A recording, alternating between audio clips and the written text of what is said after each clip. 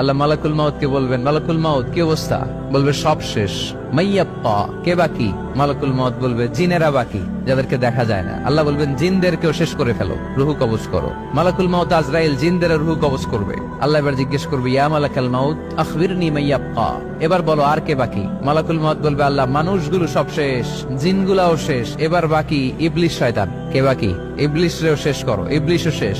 আল্লাহ আবার জিজ্ঞেস করবেন, ইয়া মালাকাল মাউতি মাইয়াপ্পা, আর কে বেঁচে আছে বলো?